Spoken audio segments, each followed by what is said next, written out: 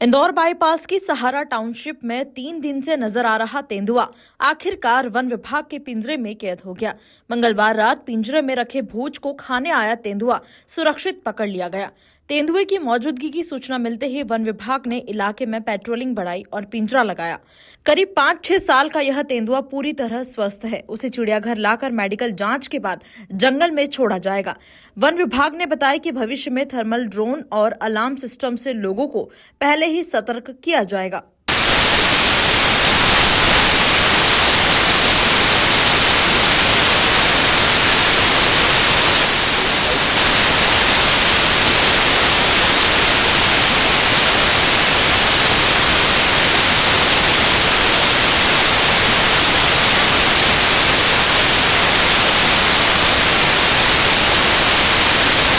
में पिंजरे में तेंदुआ आ गया है। मेल तेंदुआ है, उसका उम्र लगभग 5 से 6 साल का है, काफ़ी हेल्दी है, स्वस्थ है। अब उसको हम लोग एक बार मेडिकल परीक्षण करा के इंदौर जू में उसको किसी अच्छे जंगल वाले क्षेत्र में छोड़ देंगे जहां उसके लिए उचित हैबिटेट है। देखिए, इसके 2 बिंदु आपके प्रश्न के। पहला बिंदु ये है कि उनकी संख्या क्यों बढ़ रही है, तो मैं आपको बता देना चाहूँगा कि हमारे विगत कुछ वर्षों में हमारे जो मध्य प्रदेश के जो हम जनता है, लोगों ने बहुत ही अच्छे वन प्राणी के संरक्षण में उत्कृष्ट कार्य किया है। वन विभाग का सहयोग किया गया है। इससे हम लोग टाइगर स्टेट हो चुके हैं, लेपर्ड स्टेट हो चुके हैं आज के डेट में। ये बड़ा गौरव का विषय है। लेकिन इसका दूसरा पहलू ये है कि इनकी संख्या बढ़ने से कहीं ना कहीं मानव और वाइल्ड लाइफ के बीच में एक द्वंद्व टकराव की स्थिति भी बनती है, क्योंकि एक लिमिटेड स्पेस को हम दोनों ही शेयर करते हैं। इसका सोल्यूशन ये है अर्ली वार्निंग सिस्टम।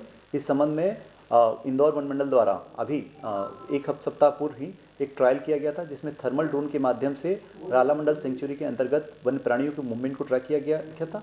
हमारा उद्देश्य ये है कि हम इसी सिस्टम को इनबिल्ट करना चाहते हैं ताकि आसपास क्षेत्र में जहाँ भी तेंदुआ दिखे उस तेंदुओं को पहले से ट्रैक कर लिया जाए और हमारे अलार्म और सिस्टम होगी, जिससे कि रहवासियों को पहले से बता दिया जाएगा कि तेंदुआ मूवमेंट है और वन विभाग भी हरकत में आ जाएगा, ताकि तेंदुआ भी सुरक्षित रहे और हमारे लोग भी सुरक्षित रहें। लोगों की सुरक्षा सर्वोच्च प्राथमिकता का विषय है, उसको ध्यान देना सर्वोच्च प्राथमिकता है हमारी।